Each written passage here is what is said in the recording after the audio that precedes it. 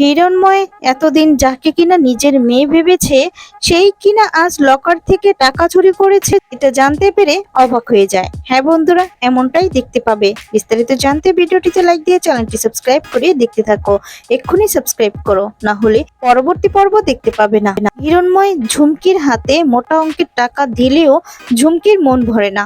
মনে মনে ভাবে, বাবা তুমি একবার বাড়ি থেকে বের হও না, তারপর ঝুমকির ঝুমকির ঝুমকি চুরির ক্যালমা তো এবার ঝুমকিকে দেখাতেই হবে।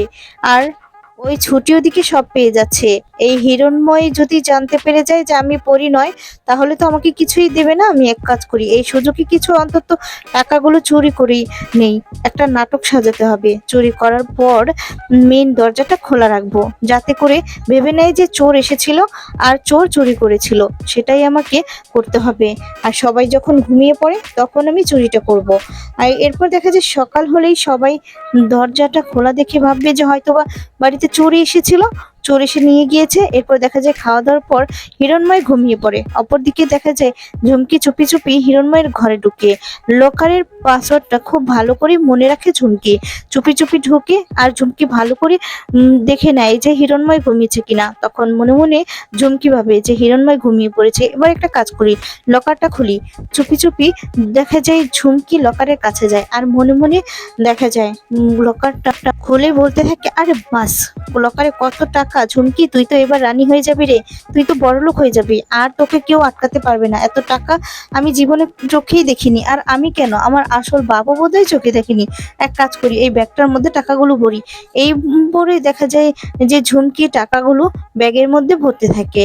আর অপর দিকে দেখা যায় মোহিনী ঘুমোতে যাওয়ার আগে হঠাৎ করে মনে পড়ে যে আজ যে দাদার একটা ইম্পর্টেন্ট চিঠি এসেছিল, ওই চিঠিটা তো দাদাকে দিতে মনে নেই। দাদা কি ঘুমিয়ে পড়েছে? আচ্ছা একটা কাজ করি, দাদার ঘরে গিয়ে চিঠিটা টেবিলের উপর রেখে আসি, সকাল হলেই দাদা চিঠিটা দেখতে পারবে।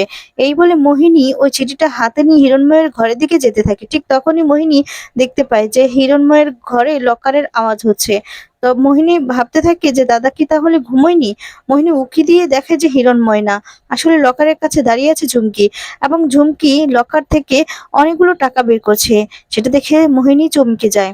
আর তখন ভাবতে থাকে যে এ কি, পরি লকার থেকে এত রাতে টাকা বের করছে কেন? আর তখন বলে দাদা তো ঘুমোচ্ছে, তবে কি দাদাই লকার থেকে টাকা বের করতে বলেছে? কিন্তু চুপি চুপি কেন করছে কাজটা? আমি কি যাব পরীর কাছে গিয়ে একবার জিজ্ঞেস করব? না না থাক, আবার ভুল বুঝবে। কিন্তু এতগুলো টাকা লকার থেকে এভাবে নিচ্ছে, একটা কাজ করি, ফোনটা বের করে ভিডিও করে রাখি। এই বলে মোহিনী নিজের মোবাইলটা বের করে সবটা ভিডিও করে রাখে। মনে মনে তখন ভাবে যে আগের দিন যখন জরুলের কথা বলেছিলাম, কেউ বিশ্বাস করেনি। তাছাড়া এটা বিশ্বাস করার মতনও বিষয় না। পরি তো, ওটা তো আমাদের পরি, কিন্তু টাকাগুলো কেন নিচ্ছে সেটা তো বুঝতে পারছি না।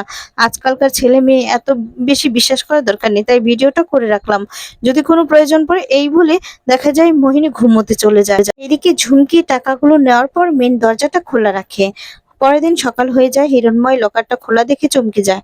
আর তখন দেখা যায় মোহিনী জ্যোতির্ময় সবাইকে চিৎকার করে রাখে এবং হিরণময় সবাইকে জানায় যে তার লকারে একটা টাকাও নেই। তখন মোহিনী চমকে যায় আর বলে, তার মানে দাদা জানতো না কাল রাতে পরি এতগুলো টাকা নিয়েছে? এরপর দেখা যায় পরি কথাটা জানতে পেরে পরি কাছে গিয়ে বলে, কি হয়েছে বাবা, টাকা চুরি হয়েছে? তবে কি চোর এসেছিল নাকি? এর জন্যই বোধহয় মেন দরজাটা খোলা আছে, চোর টাকা চুরি করে নিয়ে গিয়েছে বাবা। ঝুমকি তো নাটক করতে থাকে। এদিকে মোহিনী মনে মনে ভাবতে থাকে, পরি মিথ্যে কথা বলেছে, কাল রাতে পরিই তো টাকাগুলো নিয়েছিল। হিরণময় মোহিনীকে তখন বলে, মোহিনী তুমি রাতে মেন দরজাটা লাগাওনি, তবে কি মেন দরজা দিয়ে টাকা চুরি করে নিয়ে গেল? না না, এক্ষুনি পুলিশকে জানাতে হবে। এই বলে পুলিশকে ফোন করে হিরণময়। অপরদিকে মোহিনী বুঝতে পারে যে সবটাই পরি করিয়েছে, অর্থাৎ ঝুমকি।